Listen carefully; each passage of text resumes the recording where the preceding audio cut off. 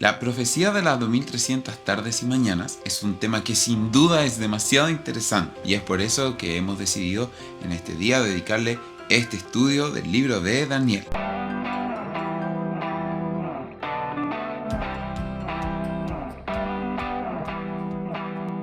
Bienvenido o bienvenida, estudiante bíblico, a un nuevo video del canal Elishab. Ha llegado el tiempo de restaurar nuestra identidad como Israel, y es por eso que es muy importante que nosotros seamos capaces de entender la profecía bíblica, las enseñanzas que tuvieron para nuestra historia como pueblo, pero también, y muy importante, la enseñanza que Adonai quiere transmitir a nuestra vida. Déjame contarte un poco la historia detrás de este estudio. Una hermana muy querida de nuestra comunidad, la Pequeña Manada, ella viene de la iglesia adventista, y una de las cosas que ella tenía muchas dudas era respecto de la profecía de Daniel 8 de las 2300 tardes y mañanas.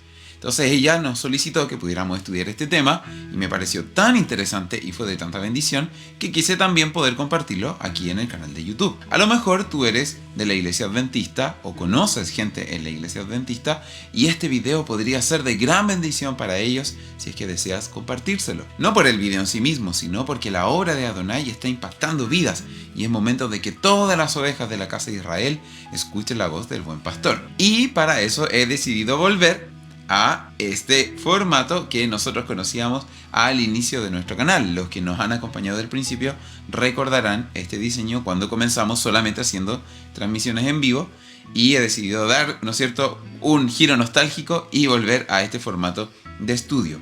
Vamos a entender cuál es la cronología bíblica del libro de Daniel. El objetivo de este estudio es poder analizar, entender, es poder desglosar y profundizar en la profecía de Daniel, capítulo 8, comprender el mensaje profético y analizar, sobre todo esta parte me importa mucho, analizar cómo esto se relaciona con nosotros. En el proceso descubriremos un poco cuál es la relación con el gran chasco de la iglesia adventista, cómo debemos correctamente estudiar la profecía bíblica y entender el propósito que Adonai tiene para nuestras vidas. Es muy importante que entendamos bien el lenguaje profético. Esta profecía de Daniel 8 nos cuenta lo siguiente. Daniel estaba, ¿no es cierto?, junto al río y tiene una visión en la que ve un macho cabrío con un carnero que se enfrentan y luchan el uno con el otro. El carnero tenía dos cuernos, uno era más grande que el otro. Luego de eso aparece un macho cabrío y el macho cabrío va y pelea contra este carnero y el macho cabrío tenía un gran cuerno en su frente. Vino entonces este macho cabrío y luchó contra el carnero y lo hirió y lo pisoteó,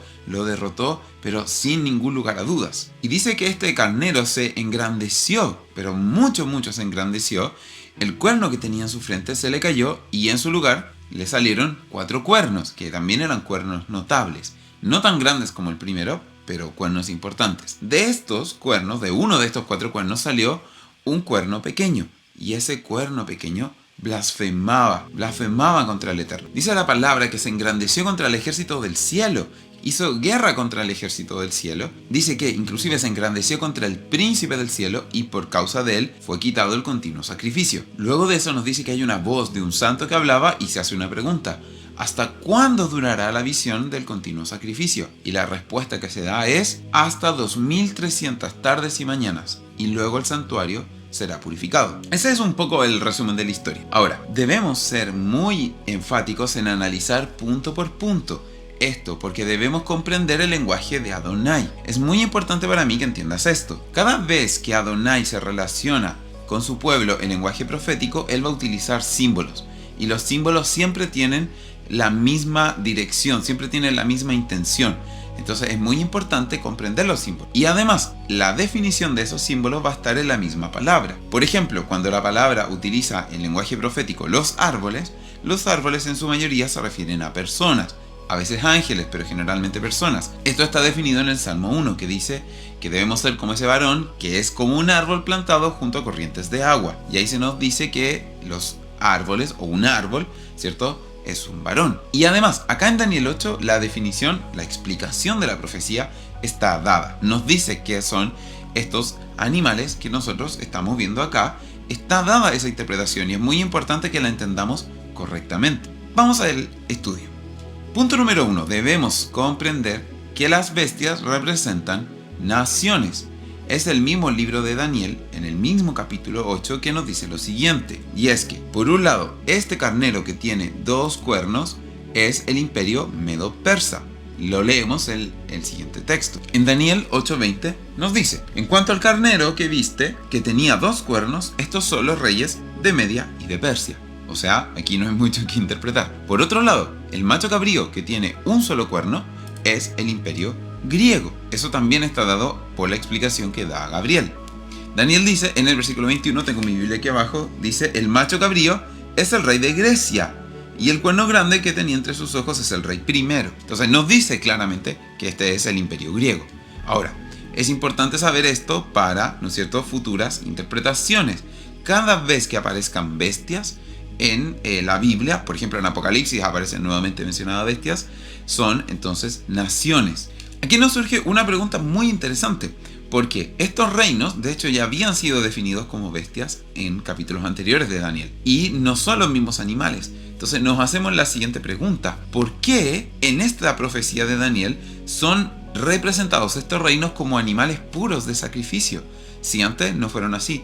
Todos los reinos han sido representados a través de animales impuros. Entonces, ¿por qué se hará acá que el imperio medo-persa está siendo representado por un carnero que tiene 2 cuernos, siendo que antes fue representado por un oso que, ¿no es cierto?, tenía esta costilla en su boca? ¿Por qué será que el imperio griego, que en esta visión es representado por un macho cabrío con un gran cuerno, en la profecía de Daniel antiguamente era este leopardo de 4 cabezas y 4 alas? Entonces, aquí nos surge una pregunta: ¿por qué son representados como animales puros del sacrificio? Bueno, la respuesta es la siguiente. La razón por la que se utilizan animales puros de sacrificio es porque nos quieren dejar bien claro que el mensaje profético de Daniel 8 está relacionado con el santuario. Mira, acompáñame a revisarlo en los siguientes puntos. Primero, porque los animales son animales de sacrificio. Para nosotros no está tan claro, pero sí para Daniel. Daniel tiene muy fresco en su memoria de que el carnero, el macho cabrío, etcétera, son animales de sacrificio. Segundo, cuando se utiliza la expresión, déjame hacer un poco más de zoom, y se engrandeció hasta el ejército del cielo, no está implicando acá que es una lucha espiritual. Ya cuando dice y se engrandeció hasta el ejército del cielo y parte del ejército y de las estrellas se echó por tierra y las pisoteó, está haciendo una referencia a las autoridades de Israel. Esto lo podemos comprobar porque la escritura en Génesis 37:9 dice que los hijos de Jacob son descritos como estrellas. En Isaías 24:21 los gobernantes judíos son llamados ejército de los cielos en lo alto. Y en 2 de Macabeos 9:10, sí, yo sé que es un libro apócrifo, pero nos sirve como referencia, se describe, ¿no es cierto?, Antíoco como el hombre que pensó un poco antes que podía alcanzar las estrellas del cielo, ¿ya? Y la expresión que es la que queremos resolver, ¿no es cierto?, ¿qué significa las 2300 tardes y mañanas?, está haciendo una clara referencia al sacrificio de la mañana y de la tarde que se hace en el templo. Por lo tanto, todo está ligado al lenguaje del santuario. Ahora, sigamos analizando los elementos proféticos. Ya hablamos que los animales, ¿no es cierto?, son reinos. Ahora veamos qué son los cuernos. Entonces, es muy importante que entendamos esto. Los cuernos siempre han representado reyes. Cada vez que en la Biblia se utiliza el cuerno es para representar un rey. Lo digo porque la iglesia adventista no lo entiende así. Entonces, pero veamos lo que nos dice la escritura. Por ejemplo, el macho cabrío tiene un cuerno grande en su frente. Este cuerno es claramente Alejandro Magno, ya porque fue un rey, ¿no es cierto?, que de hecho la misma profecía de Daniel 8 nos dice que es su gran príncipe, Alejandro Magno, que en los 30 años ya había conquistado todo el mundo. Entonces, claramente es él. Ahora, su reino dice que se cae ese cuerno y que de ese cuerno salen 4 más, porque su reino fue dividido en sus 4 generales, los 4 reyes herederos. Sabemos que eran los llamados tetrarcas, ¿ya? El reino fue dividido en 4 secciones. Por lo tanto, cada vez que aparezca un cuerno va a representar un rey. Por lo tanto, ese cuerno pequeño que hace blasfemias, ese cuerno pequeño, ¿no es cierto?, que se levanta en contra del príncipe y de los ejércitos de los cielos, por lógica deberíamos asumir que es también un rey, ¿no es cierto? ¿Qué es este cuerno pequeño que sale de los 4 cuernos? Debería también seguir el mismo patrón, que es un rey. Pero la iglesia adventista dice que no, que es Roma. Ahora, esto no tiene mucho sentido porque Roma tiene su propia bestia.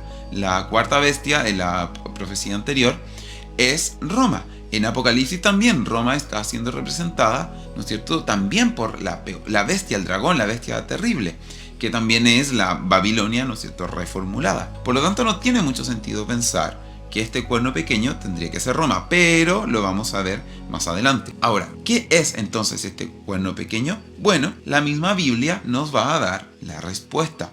El rey, este cuerno pequeño es el rey Antíoco Epífanes, ¿ya?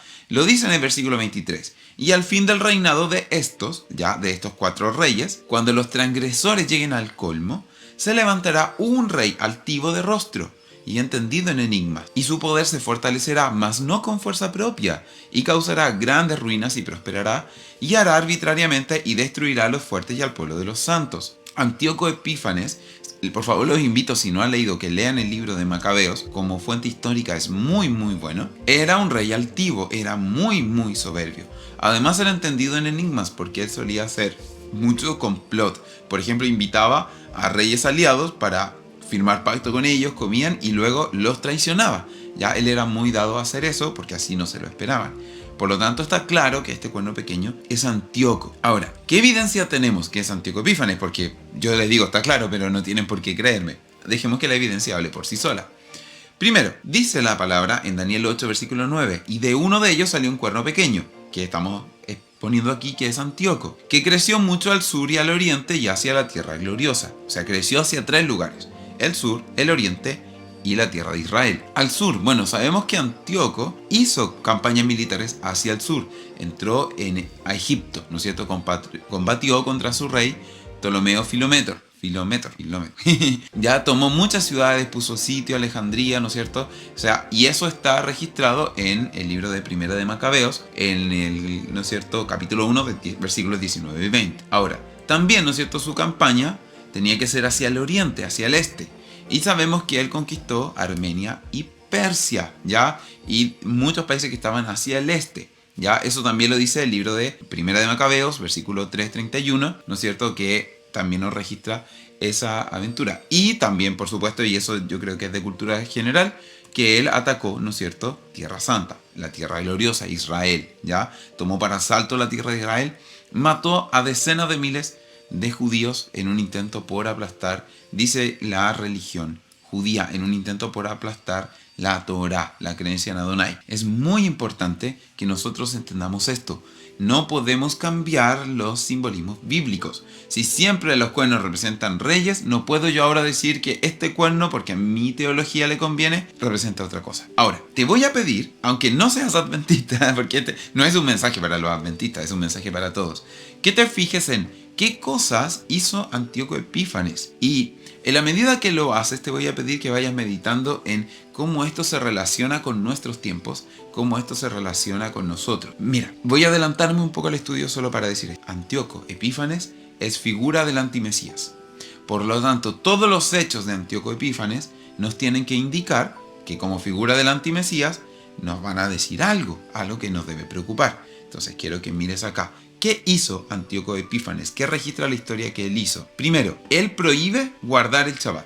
Él, además, prohíbe todas las fiestas de Adonai. Pascua, panes y levadura, Pentecostés, el día del juicio, el tabernáculo, etc. Él eliminó las leyes dietéticas. Hay una historia muy fuerte donde nos cuentan cómo querían obligar a uno de los ancianos de Israel a comer cerdo en contra de su voluntad. Y lo torturaban para tratar de meterle cerdo a la fuerza a la boca, y él no quería, y finalmente a este pobre anciano lo mataron de una manera horrible, porque él no quiso transgredir las leyes dietéticas. Por otro lado, él impulsó la asimilación de la mentalidad griega en el pueblo. Muchos del pueblo de Israel de esa época quisieron ser parte de Grecia, quisieron adoptar las modas del mundo. ¿Será que eso está pasando hoy? También vemos que él mató y torturó al pueblo fiel que seguía a Adonai. Es cierto que en Occidente, en este lado, no estamos viendo matanzas y torturas, pero sí en otros países se está viendo matanzas y torturas al pueblo fiel que sigue a Adonai. Y por otro lado, aunque no son matanzas y torturas, sí hay violencia contra el pueblo de Adonai.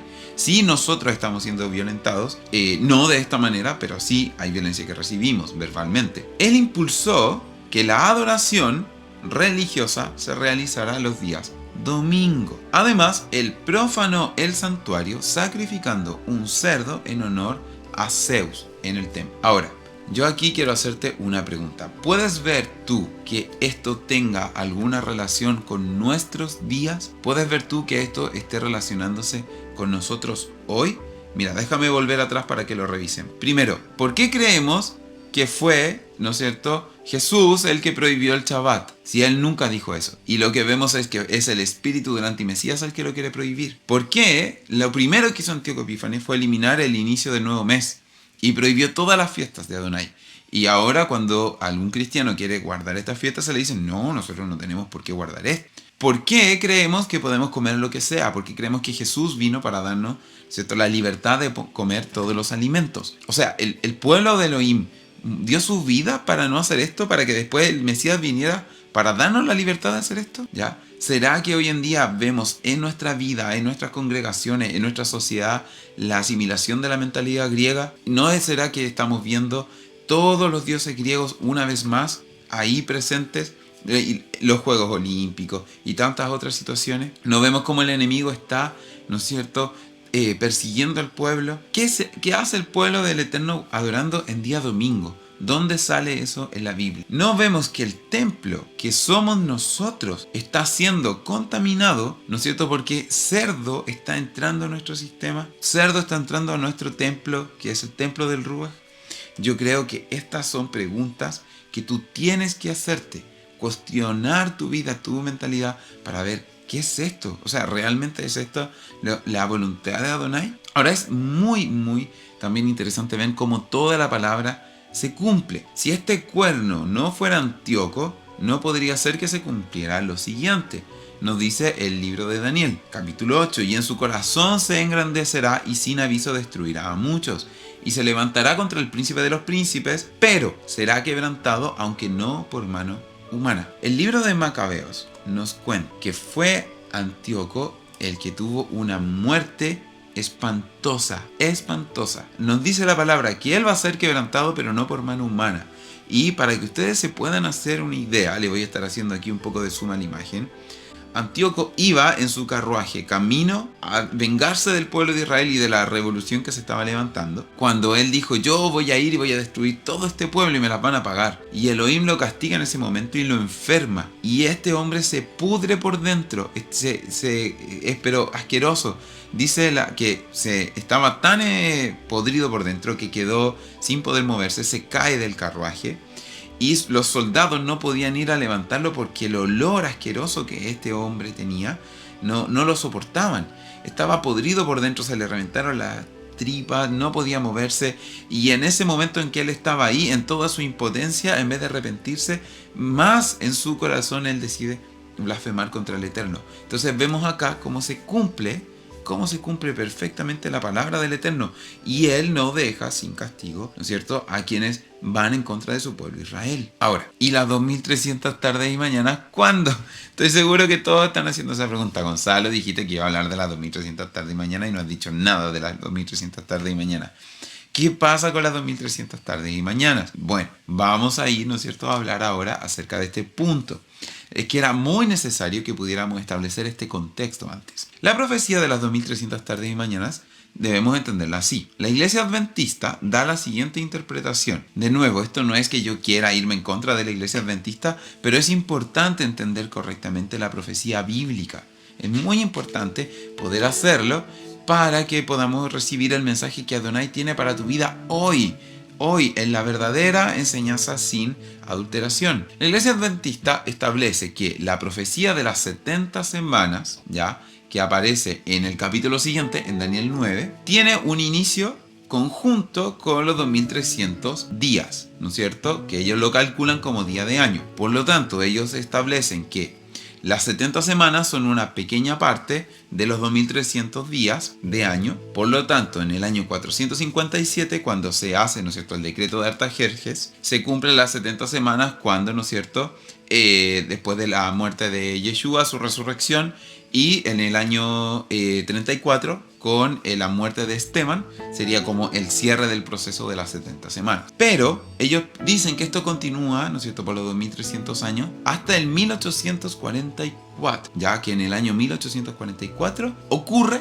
un gran evento. Ahora, ¿Cómo llegan a esta conclusión los adventistas? Porque nosotros revisando Daniel 8 nos hablan de los 2300 tardes y mañanas, pero no nos dicen nada de las 70 semanas. Eso está en el capítulo 9, ¿ya? Ahora, por si no lo sabes, la profecía de las 70 semanas del capítulo 9 ocurre muchos años después.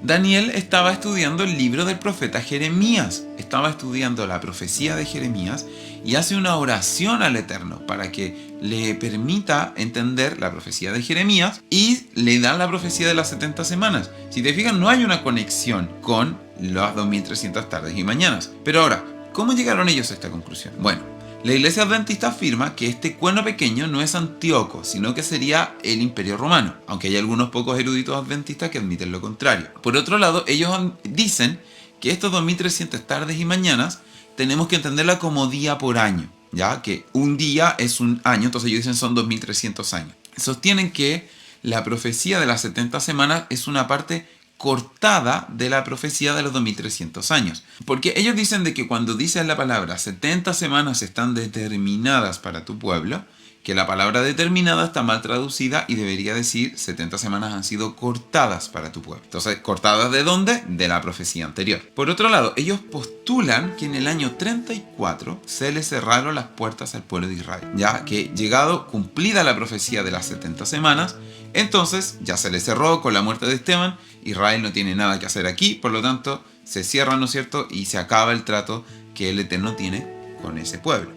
Y por último, ellos dijeron que en el año 1844 sería la segunda venida de Yeshua. Como eso obviamente no ocurrió, todos sabemos que no ocurrió, entonces cambiaron la interpretación.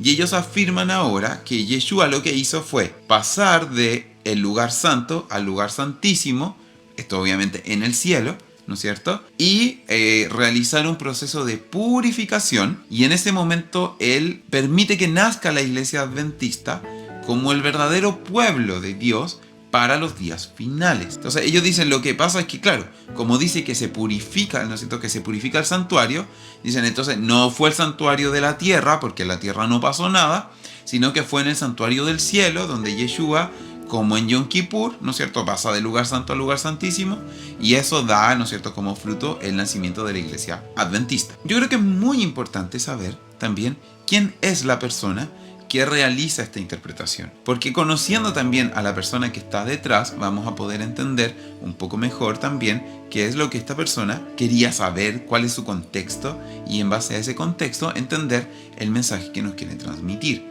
Vamos a hablar de un señor llamado William Miller. William Miller fue un predicador bautista, ¿ya? Él era militar, era jefe cívico, ¿no es cierto?, en Nueva York, y se puso a estudiar, ¿no es cierto?, la palabra, a estudiar profecía bíblica, ¿ya? Y él llegó, ¿no es cierto?, a la conclusión de que en el año 1844 era la segunda venida de Cristo. Él llegó más o menos a esa conclusión en el año 1831 cuando estaba predicando, y decide entonces como avanzar en la enseñanza de esta interpretación. Él, me da risa acá, perdón, pero me da risa que siempre se dice como es que él es masón grado 33, como que todos los videos de teoría de la conspiración dicen es un masón grado 33. Bueno, yo no sé si William Miller era masón grado 33, pero sí, y de esto lo investigué bien, sí era un activista del movimiento franco-masón. Algunas biografías han intentado ocultarlo, pero está a respaldo, como cartas que él enviaba, por ejemplo, a su amigo Truman Hendricks, ya donde él defiende la masonería. Por si tú no lo sabes, la masonería es algo muy contrario a la obra de Adonai. Ya es algo muy oscuro de lo que tienes que mantenerte lo más lejos posible. Yo trato de ni siquiera estudiarlo mucho. En su origen él fue bautista, pero gracias a la popularidad que este señor alcanzó, se fundó el movimiento millerista. Este movimiento millerista tomó mucha fuerza cuando Miller conoce a Samuel Snow y ellos establecieron una fecha para la venida del Mesías. Miller al principio no quería dar una fecha concreta, pero Snow lo convence de que este pasar, ¿no es cierto?, o sea, de que purificar el santuario se relacionaba con Yom Kippur, con el Día del Perdón. Por lo tanto, ellos dijeron, pucha, va a ser en esta fecha, en octubre de 1844. Decidieron dar esa fecha concreta. Bueno, debido a lo que se conoció como el gran chasco adventista, porque en esa fecha no pasó nada, entonces los seguidores de Miller pasaron tres cosas. Lo abandonaron, muchos lo abandonaron, volvieron a sus iglesias, y otros se mantuvieron con él y se formaron dos grupos. Un primer grupo fue el grupo que siguió la profecía de Elena de White, que son los llamados adventistas. Y otro grupo que no era afín a la profecía de Elena de White fundaron la Iglesia de Dios del Séptimo Día, ya con algunos personajes importantes ahí como sus fundadores. Entonces es muy importante para nosotros ver que de una interpretación errada nacen denominaciones. Esto además presenta las siguientes contradicciones, que son contradicciones no menores. O sea, para nosotros poder, ¿no es cierto?, entender lo que Miller plantea, tendríamos que resolver lo siguiente. Entonces, vamos a revisar los argumentos que Miller da uno por uno. Su primer argumento, ¿no es cierto?, es que el cuerno pequeño no es Antíoco, sino que sería el Imperio Romano. Ahora, los cuernos siempre han representado reyes, los animales reinos, no tiene mucho sentido. Además, Roma no fue desprendido de uno de las 4 porciones de Grecia. Eso no ocurrió. Por otro lado, el mismo capítulo de Daniel 8 en el versículo 23 nos dice que es un rey. Dice, se levantará un rey altivo de rostro. La palabra es Melech y no Malhut. Melech es rey, Malhut es reino y no son intercambiables un concepto por el otro. Vamos a revisar otro punto. Si nosotros vemos aquí también la afirmación de que las 2300 tardes y mañanas son de día por año, eso también nos presenta algunas complicaciones. Vamos a revisar esto. Primero, la palabra que se utiliza para dar esta equivalencia de día por año es la palabra yom, que significa día, ¿no es cierto?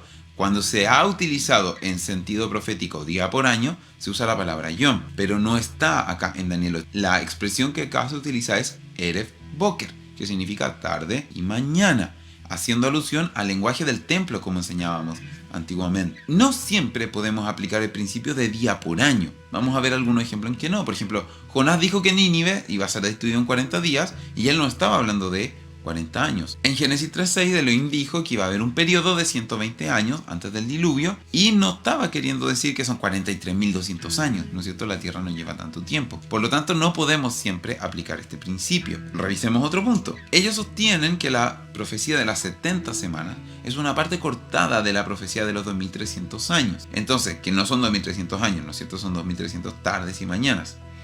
Este argumento dice, ¿no es cierto?, que cuando en Daniel dice, Daniel 9:24, 70 semanas están determinadas sobre tu pueblo y la santa ciudad, la palabra determinada aquí es cortada, ¿no es cierto? Pero si nosotros vamos al diccionario o a la concordancia, en este caso analítica de Young, nos dice que la palabra aquí hebrea significa marcar de antemano, decir, determinado, aconsejar, desatar, juzgar, decidir, arreglar, determinar repentinamente, ser cortado, puesto completamente determinado. Entonces, no podemos tomar de todos los significados uno, que es justo el que me conviene, cuando en realidad todos los otros apuntan a que en realidad dice lo que dice ahí. O sea, fueron determinadas 70 semanas sobre el pueblo de Israel, ¿no es cierto? Ahora, siguiendo con el estudio, vemos nosotros también. Ellos postulan que en el año 34 se les cerraron las puertas al pueblo de Israel.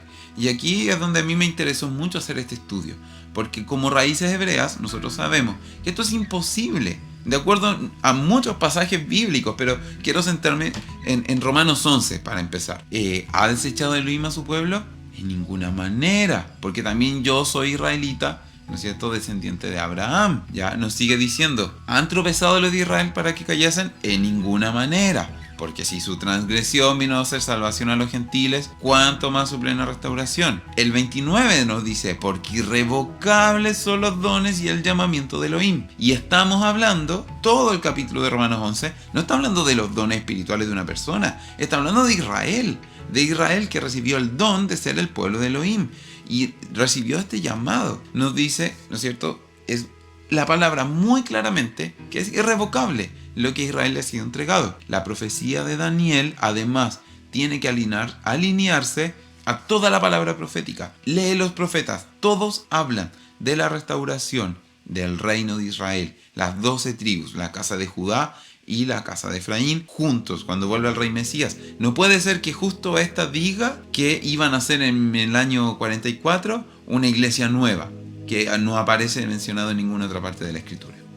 Toda la profecía habla de la restauración del reino de Israel. Toda. Otro argumento que se da es que, dijeron que en el año 44 volvía Yeshua. Y como no ocurrió, dijeron que Yeshua entonces purifica el santuario celestial, pasa del lugar santo al santísimo, de que ellos surgen, ¿no es cierto?, como la iglesia, el pueblo adventista, la iglesia de Dios. Pero esta profecía tiene muchas, ¿no es cierto?, falencias. La primera es que Hebreos dice claramente que Yeshua, después de morir, él fue al lugar santísimo a purificarnos. O sea, él lo hizo al tiro, no esperó, porque iba a esperar hasta el año 1844, ¿no es cierto? ¿Y por qué en el año 1844, si ocurrió eso en el cielo, no pasó nada acá en la tierra? Ahora, esto tiene los siguientes problemas. Hay muchas suposiciones acá.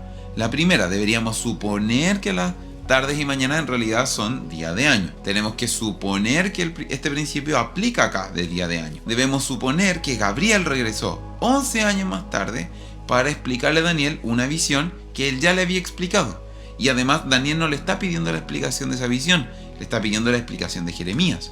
Entonces teníamos que suponer que Gabriel no iba a hacer, ¿no es cierto?, lo que se supone que tenía que hacer, y que se iba a demorar 11 años para volver a terminar de dar la explicación. O sea, se demoró 11 años en terminar de obedecer la voz de Elohim que le dijo: anda y explícale esto a Daniel. Ahora, de nuevo. Entonces, ¿qué son las 2300 tardes y mañanas? Por favor, Gonzalo, ¿cuánto llevas de video y todavía no explicas esto? En YouTube se supone que a los 2 minutos tú ya tienes que haber dado la respuesta y aquí todavía no dicen nada.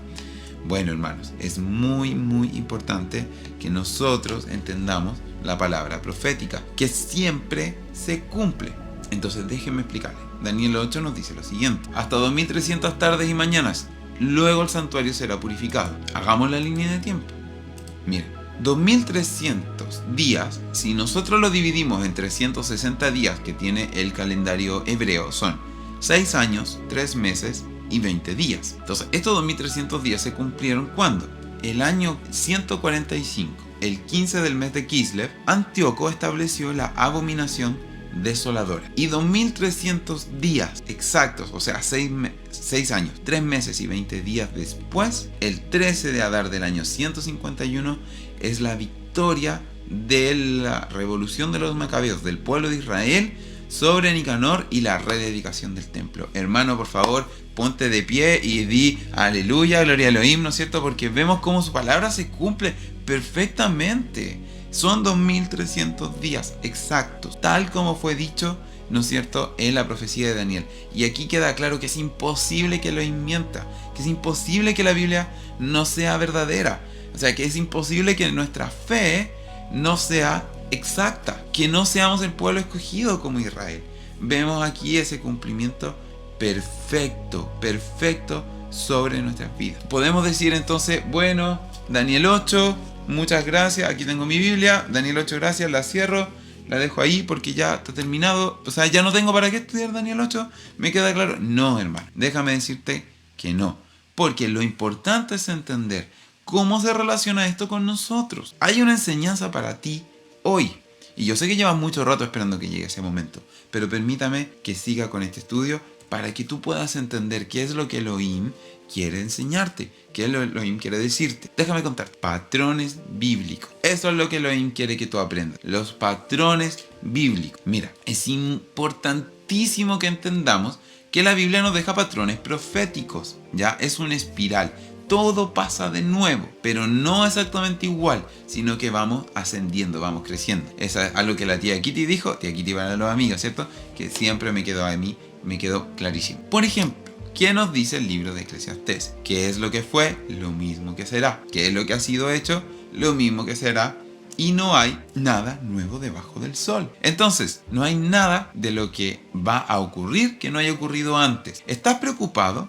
Hermano, déjame decirte, yo estoy grabando esto un día 12 de mayo del año 2021. Este video yo espero que pueda salir este sábado. Hoy, hace una hora atrás, viendo las noticias, estábamos viendo los ataques que ha recibido Israel. Lo hemos estado viendo por medios alternativos, porque en la televisión informan otra cosa y los palestinos son las pobres víctimas de todo.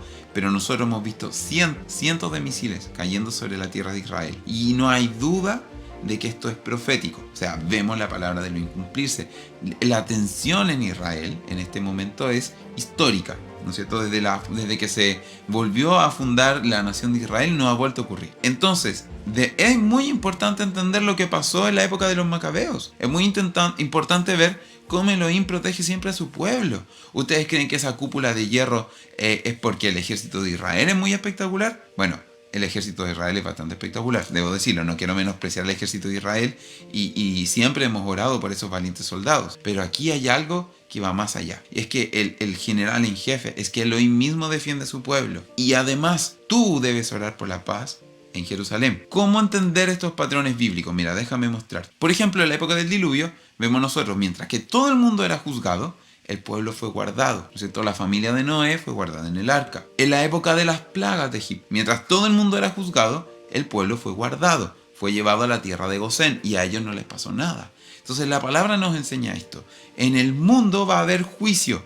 Elohim desata su juicio sobre las naciones porque son pecadoras, porque son muy pecadoras. Pero es muy importante. Si tú eres fiel a su palabra y a su Torah, vas a ser protegido. En el arca, en la tierra de Gosén, de alguna manera Elohim va a guardar a su pueblo. Siempre lo ha hecho, siempre lo hará. Porque dice la palabra, Inelo yanum velo ishan shomer Israel. He aquí no se dormirá ni adormecerá el que guarde Israel. Es muy importante, su palabra es fiel y verdadera. Siguiendo con los patrones bíblicos, Antíoco Epífanes es figura del antimesías, ¿ya? Y Yeshua habló de Antíoco. Él habló de Antíoco Epífanes, dijo en Mateo 24, por tanto, cuando veáis en el lugar santo la abominación desoladora de la que habló el profeta Daniel, el que le entienda, por eso tienes que estudiar Daniel 8, porque hay un mensaje profético para ti, para tu vida. Entonces los que estén en Judea huyan a los montes. El que esté en la azotea no descienda para tomar algo de su casa. El que esté en el campo no vuelva atrás para tomar su capa. Mas ay de las que estén encintas y de las que críen en esos días. ¿Qué me estás queriendo decir, Gonzalo? ¿Me tengo que ir al monte? ¿Me estás diciendo que tengo que irme a los montes ahora? No, hermano, no es lo que estoy diciendo. Hermano, no hay monte al que podamos subir. No hay monte. Nuestra confianza no está en los montes. No es lo que está queriendo decir.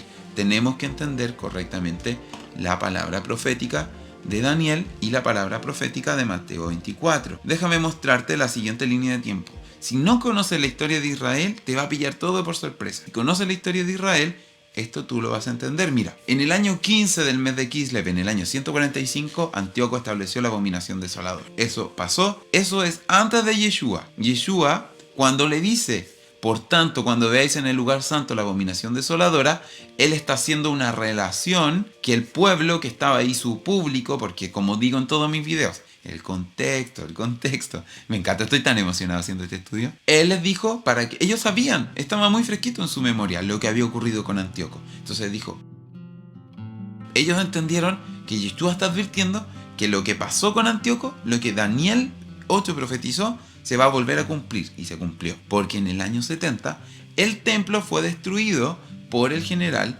Tito. Y es muy interesante además saber que así como fue la abominación desoladora en el año 145, después en el año 70 con el general Tito, todas las revoluciones comenzaron porque fueron los romanos los que en la explanada de Israel sacrificaron también un cerdo, también hicieron un sacrificio a un dios pagano. Y eso fue lo que incendió todo. De nuevo el ciclo se repite. Ahora, Yeshua advierte en Mateo 24 sobre el año 70.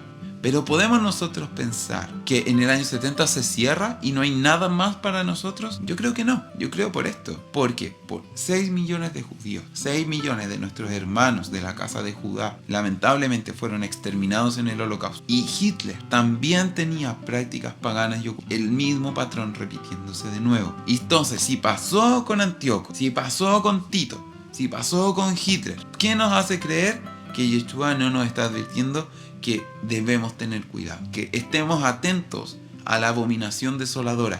Cuando veamos que alguien está haciendo una profanación tremenda, porque va a aparecer el antimesías, el verdadero antimesías, digamos, y él va a replicar la abominación desoladora. Y nosotros tenemos que estar atentos. Y de nuevo te digo, entonces, ¿a qué monte voy a huir? A ninguno, hermano.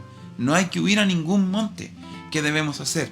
Yeshua dijo, cuando veas que estas cosas están empezando a ocurrir, no dice ándate al monte, no dice ándate a un búnker, él dice levanta tu mirada a los cielos, porque tu Redentor está cerca. Amén. Tu Redentor está cerca. Estoy diciendo que no hagan nada, relájate. No, hermano, no. Ya vamos a entrar a qué hay que hacer. ¿Qué hay que hacer en este tiempo? Fue una pregunta que me hicieron en la congregación cuando hicimos este estudio. Para entender qué hay que hacer, tenemos que ir a nuestra historia, porque estamos hablando de los patrones.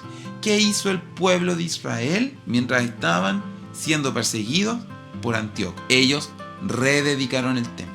Ellos fueron, ¿no es cierto?, buscaron la consagración. ¿Qué hizo el pueblo de Elohim? Es muy importante. Conozcamos nuestra historia y la profecía para darnos cuenta que hay una única conclusión a la que podemos llegar, hermano. Y es que debemos consagrar nuestras vidas como templo del Ruach, del Espíritu. Debemos santificarnos. Debemos limpiar nuestra vida de toda la influencia pagana. Hermano, ¿qué hizo el pueblo de Israel cuando se levantó Antíoco Epífanes? Y dijeron, no vamos a transar. Con la Torá no vamos a transar. Nosotros no vamos a comer alimentos paganos. No vamos a adorar en el día del sol. Nosotros no vamos a abandonar nuestra identidad. Hubieron algunos tibios que lo hicieron, pero hubo pueblo que se mantuvo firme. ¿Y qué hizo mientras la oscuridad crecía a su alrededor? Buscaron la luz. Buscaron mayor luz dentro de sí. Y la luz es Yeshua, hermano. Debemos buscar a Yeshua, que llene de luz nuestra vida y nuestro corazón. Entonces, vamos a seguir con nuestro estudio. Cuando estas cosas comiencen a suceder, aquí está el versículo. Erguíos y levantad vuestra cabeza, porque vuestra redención está cerca. Lucas 21-28. Es muy importante. Levantemos nuestro rostro en un clamor a Adonai, diciéndole, Abba, ten misericordia de nosotros. Ten misericordia de tu pueblo Israel. Oramos y pedimos por la paz en Jerusalén. Oramos y pedimos, Padre, que nos guardes y nos cubras. Te recomiendo mucho que puedas ver un video de Hanukkah que está en este canal, donde yo explico más que si celebrar o no celebrar la fiesta. Lo importante es entender qué fue lo que pasó, porque es lo que pasará. El pueblo de Israel, guiado por los martilleros, los macabeos, ellos lucharon, derrotaron a sus enemigos y rededicaron el templo. El templo que había sido profanado, lo rededicaron. Quitaron toda la influencia griega, quitaron todas las imágenes, todo lo que no era de Adonai lo sacaron y volvieron a dedicar, hicieron una celebración tardía de Sukkot. Entonces si tú quieres celebrar Hanukkah, o si tú quieres entender Hanukkah, entiende esto. No se trata de los regalos, no es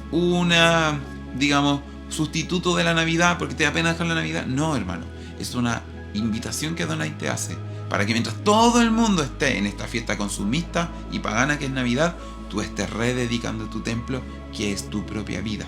Estés sacando de ti toda la influencia helénica y poniendo dentro de ti la enseñanza, la verdadera y sana doctrina de la Torá. Como dice la palabra, por eso es que debemos renovar nuestro entendimiento. ¿Para qué? Para comprobar la buena voluntad de nuestro Creador, que es agradable y perfecto. Entonces, hermanos, amados y amadas, es un llamado a la santidad porque vivimos tiempos difíciles. Elohim está tratando con su pueblo y debemos preocuparnos y ocuparnos de llevar vidas que sean de honra para nuestro Adonai, porque se puede vivir en santidad.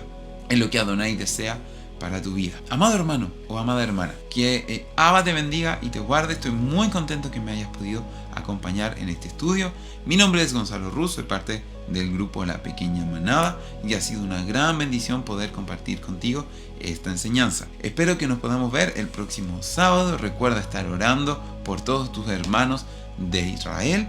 Debemos, sobre todo en este tiempo, cubrirnos mucho en oración y si el Eterno lo permite, nos vemos el próximo sábado. Shalom.